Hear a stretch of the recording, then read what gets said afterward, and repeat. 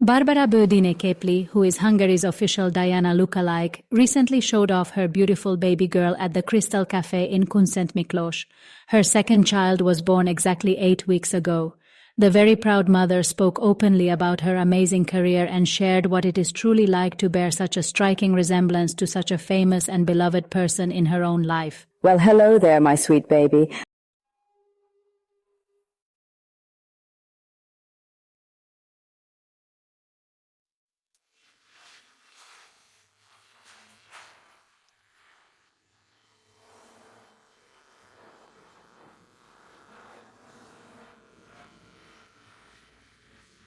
As she says, it's not just about simple imitation. She evokes the unique aura and style of Princess Diana. But I am certainly not her clone. I am merely a look-alike. While it is a positive thing, it is also sometimes quite difficult to live with because people so often expect me to professionally portray Diana in such a convincing way that it feels as if it were really her. They want the magic to be real, which means I have to work very hard to meet those high expectations in every single professional appearance that I make. And quite often many people don't truly understand this situation entirely, or they simply don't read the entire written article or the full interview, and they don't even listen right through until the very end. What this whole thing is really about, this entire look-alike thing, which is that it's not that I'm bringing her back or that I am some kind of clone of her. I am simply a look-alike, a performer who is sincerely trying to resemble her. There are certainly specific traits where, let's say, I resemble her physically, those things that I have frequently heard various people constantly remark on, noting that, yes, I look quite like Diana in this specific physical feature, or perhaps that I resemble her internally in so many different and profound ways as well.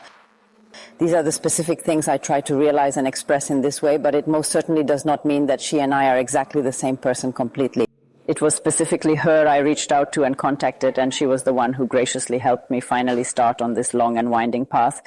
Diana's unique personality and her tragic fate deeply touched many people. How close do you feel to her personally, not only in terms of outward appearance, but as a human being? Speaking as a person, I would say that I have noticed several profound internal similarities regarding her.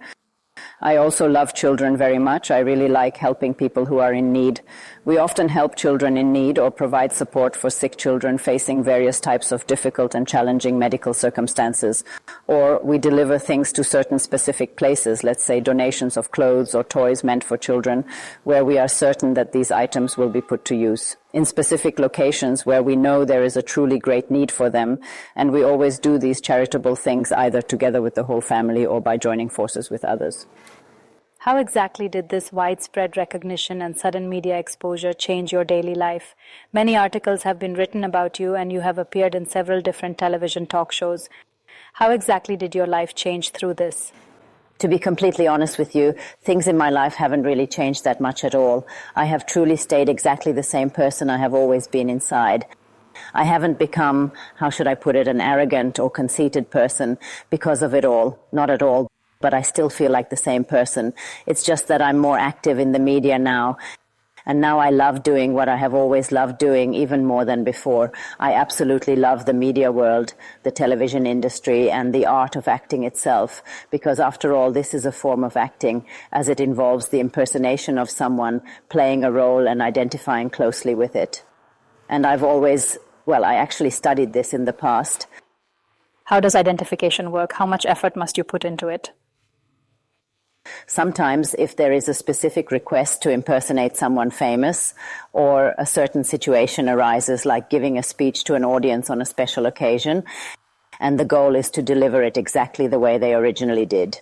For example, there is this popular app and social platform that people use, which is simply called Cameo, where people usually request personalized video messages for a birthday celebration or just for a fun party they are having with their close friends. And they write down what they expect and what they'd like to hear. Matching the same clothes and the exact makeup that Diana had, then you really have to prepare yourself quite thoroughly for this thing, to articulate the speech and deliver it, so to speak, in the exact way she spoke. You have to work a lot there and prepare for performances too. I think it can't always be that simple. It's not simple. Was there a time when you wanted to detach yourself from this role? There was. It certainly took quite a long while before I truly got myself settled into this whole thing and felt comfortable. I say this because I received quite a lot of negative comments or critical remarks from various people I could clearly tell hadn't even bothered to read it. They simply saw the post and started writing things without knowing the facts or understanding the full context of what I was trying to achieve in this role. They just read the headline or they read that, wow, it's about Diana now, and they react to that alone instantly. But as for actually reading the content or seeing what it is really all about in the end, they just skip that part completely. And what it all really means, they just didn't. And then just like that, a random comment came and it attracted other people, unfortunately. And then I felt a bit uncertain. But friends and family were always there, and they encouraged me not to worry about these kinds of negative things in the future. How does it affect your private life that people look at you as Diana? My family supports me a lot. They have fully accepted it. And it turns out they even like it quite a lot, especially when they hear about a performance of mine or an interview being done with me for some media outlet or an article appears in the paper. And my son also supports me, and he is exactly 14 years old now. He's a big boy now, but he always jokes around quite a lot, saying that his mommy is actually Princess Diana. He jokes like that. My husband is also someone who really supports me a lot, and my friends too. Thank God they are by my side and support me. And it's most important to me that family and friends support me. And your beautiful little girl was born recently too. Yes, she was born on February 27th, Anna Barbara.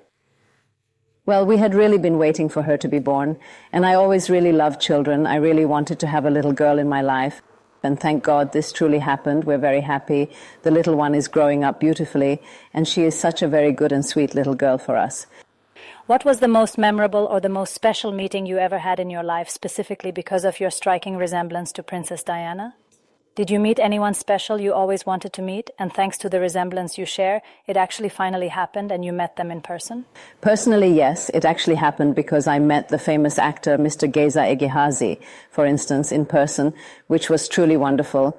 And they came here to Consent Miklos to perform, and we were just talking on Facebook about the fact that they were coming, and then I said I'd like to meet him. It was a big dream of mine to get to know him. I've made plenty of acquaintances through this too, related to my Diana impersonation work, and naturally related to my singing as well, which has been very helpful. With foreign actors, such as David Bond, well, I keep in touch with him regularly on the internet, and we talk sometimes. We stay in contact online. Also with the Morgan Freeman lookalike, he had a girlfriend of Hungarian descent, a Romanian-Hungarian origin girlfriend, so I could talk to him easier. With Jack Nicholson's lookalike, and last year I finally got to know, although with great, great difficulty, one of my big favorite actors, who has always been very important to my life. He is the one who also played Batman and Beetlejuice, Michael Keaton, and I finally got in touch with him through some contacts. I actively maintain these friendships because it truly feels good to have such wonderful foreign actor acquaintances, and I find that they provide me with a great deal of support as well. Although she has gained many connections as the official Hungarian Diana lookalike, one big dream of hers has not yet come true. As she says, she would really like to visit England and Paris as well, those places where Diana had been. I'd love to visit England soon and hope the opportunity arises. I also have a deep desire to see the beautiful city of Paris as well. It is very much in my future plans to take a trip to Paris for a weekend, to visit the places she went, specifically the tunnel, the Alma Tunnel, which I would like to see personally. I would also love to see the Ritz Hotel and, of course, the iconic Eiffel Tower during my stay there too. I would really love to see these and to get to where she had been. Whenever we talk about the late Princess Diana, everyone seems to be absolutely crazy about her. I haven't ever really spoken to anyone who claimed that they did not like the princess. So the level of admiration for her remains very strong worldwide. In your opinion, what do you think all of this is due to? One factor is her elegant appearance, the natural modesty she always had, and the fact that she was always seen as being completely different from the rest of the royal family members. She was not someone who belonged there. This could clearly be seen, and you could always follow her and the unique way she always behaved. Clearly, the strict rules imposed on her, insisting she act certain ways, were very difficult for her to follow. She was unfortunately isolated from the people, even within the royal family itself. She was alone with her problems, and she handled various things completely differently when she was interacting with the ordinary people. She did not look at people like a princess. Instead, she chose to meet them on their own level, looking them directly in the eye. She hugged them, approached them, shook hands, and offered them her help.